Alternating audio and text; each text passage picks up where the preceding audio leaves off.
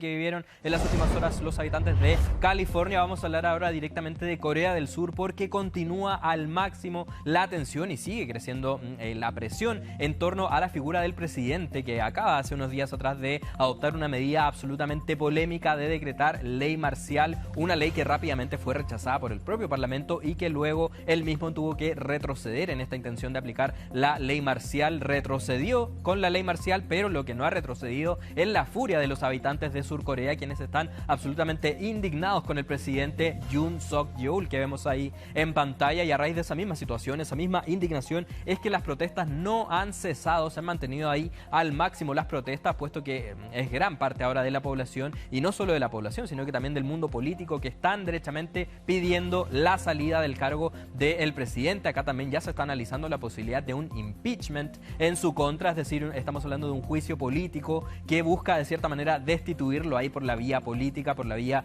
legislativa, si se quiere. Ahí tenemos imágenes absolutamente recientes de lo que han sido las últimas protestas en torno a manifestarse en contra de la figura del presidente. Y de hecho yo estaba revisando recién hace minutos antes de entrar a este espacio, continúan a esta hora las protestas en Seúl, ahí en la capital de Corea del Sur. Allá son 12 horas más que acá en Chile, es decir, allá son 25 para las 9 de la noche aproximadamente, claro. Y hasta esta misma hora siguen manifestándose tanto afuera del Parlamento como también por las principales calles de Seúl, pidiendo derechamente la salida del presidente ahí, Yoon Suk-yeol.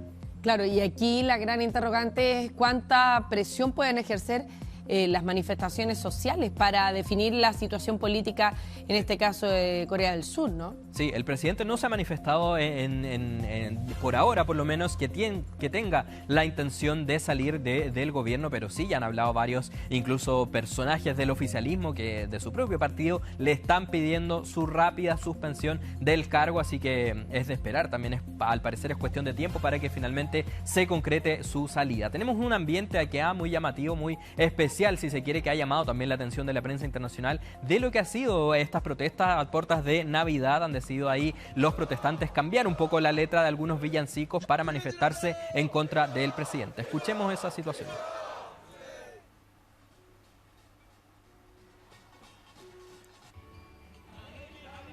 En cualquier momento aparece... Claro que sí, el ambiente de las protestas.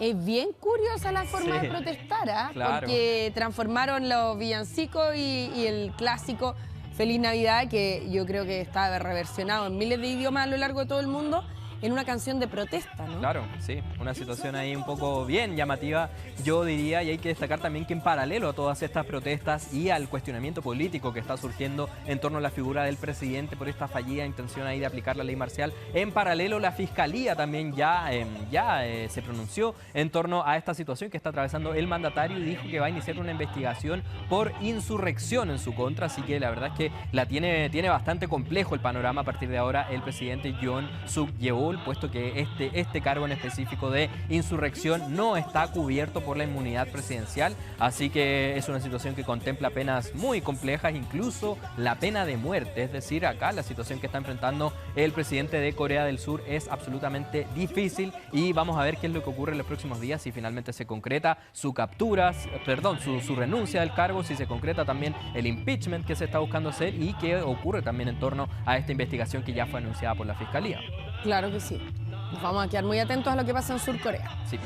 Nos vamos ahora directamente hasta Perú. Karina, mucha atención con esta imagen absolutamente impactante. Esto es algo que se desarrolló en la localidad de Comas, que es uno de los distritos que conforman la provincia de Lima, con esta mujer que vemos ahí en pantalla, que estaba paseando, caminando por una de las principales avenidas de esta localidad, cuando repentinamente se registra a sus pies una explosión de una cámara eléctrica. Y esta explosión, lamentablemente, esta mujer se vio envuelta vuelta en llamas primero que todo, y no solo eso, sino que más encima la tapa de concreto que cubría esta cámara se eleva por el aire debido a esta explosión y finalmente cae sobre la mujer, una tapa de concreto absolutamente pesada, y es por esa misma situación que la mujer resultó con lesiones muy graves. De hecho, ya se constató que su hombro derecho lo tiene absolutamente fracturado, y no solo eso, sino que también resultó con otras diversas complicaciones ligadas a el fuego que tuvo que enfrentar a raíz de esta explosión. Así que la verdad es que la mujer está atravesando una situación de salud absolutamente difícil, permanece internada, y con esta imagen ahí absolutamente impactante, que como vemos, por fortuna para la mujer, acá habían algunos militares ahí circulando por este punto, y afortunadamente le prestaron ayuda rápidamente, le quitaron de encima este bloque de concreto que le cayó en el hombro, en la cabeza, y finalmente la logran trasladar rápidamente hasta un centro asistencial, pero aún así la imagen es impactante. Claro que sí, porque además uno no puede decir que en ese lugar haya habido como un peso considerable sobre la tapa de concreto que haya generado la detonación. Sí. Iba ella solamente pasando por ahí. Claro. De hecho, el resto de las personas que está al costado alcanza a escapar. Sí, exactamente. Y eso también es lo más llamativo y preocupante también de esta situación, que no se conoce de momento qué es lo que ocurrió, qué es lo que detonó finalmente esta explosión, y también de quién es la culpa y quién se va a hacer cargo a partir de ahora. Claro. Ya por lo menos la compañía eléctrica se desliga de cierta manera de las responsabilidades. Acaban de emitir un comunicado diciendo que ellos son encargados de instalar esta cámara eléctrica, pero la mantención dicen acá que es parte de las autoridades locales, y por su parte las autoridades locales también están pasando la responsabilidad de un lado a otro, diciendo que la mantención de esa situación no les corresponde a las autoridades locales, sino que más bien a las autoridades de Lima. Así que vamos a ver si finalmente se conoce aquí algún responsable en torno a este caso. Claro que sí. Nos vamos directamente hasta Argentina. Continuamos acá hablando de países de nuestra región, porque finalmente se detuvo en las últimas horas a esta banda de narcoterroristas. Asimismo lo definió el propio gobierno, que hace unos días atrás había emitido ahí múltiples amenazas en contra de la ministra de Seguridad de Argentina, Patricia Bullrich, y no solo en contra de la ministra que vemos ahí en pantalla, sino que también en contra del gobernador de la provincia de Santa Fe, Maximiliano Puyaro. Un registro ahí que fue ampliamente difundido por Argentina, donde se veía a un grupo de aparentes narcotraficantes altamente armados, incluso con metralletas y todo tipo ahí de armamento, diciendo que finalmente dejaran acá las autoridades de actuar en la provincia de Santa Fe, y que si no se registraba esa situación, ellos iban a matar a mucha gente, e incluso también se manifestaron ahí en contra de, como decíamos, la propia ministra de Seguridad y el gobernador también. Así que obviamente que a raíz de esta situación el gobierno anunció una rápida investigación. Dijeron que iban a localizar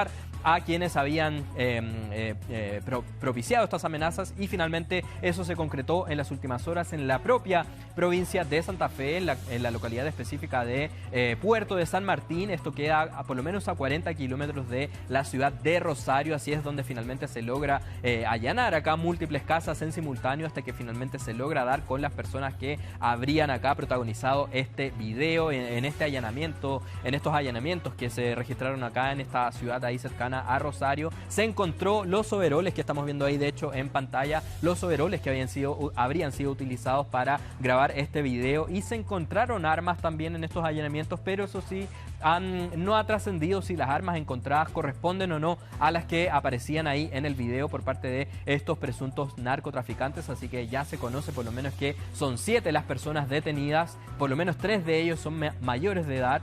De los otros 4 no se conoce mayor información, y de los que son mayores de edad se conoce que van a ser trasladados hasta Buenos Aires, donde ya van a tener que enfrentar a la justicia en los próximos días. Claro que sí, con esto se cumple la promesa que hizo el gobierno de Milei, ¿no? Sí. De perseguir donde quiera que estuvieran a los responsables, y obviamente uno de los primeros lugares sondeados era la provincia de Rosario, entendiendo toda la peligrosidad y el alto índice de delitos que se ha producido ahí en el último tiempo. Exactamente, y se cumple también la consigna de el que las hace las paga, que fue ahí ampliamente repetida por la ministra Patricia Bullrich. Vamos, Karina.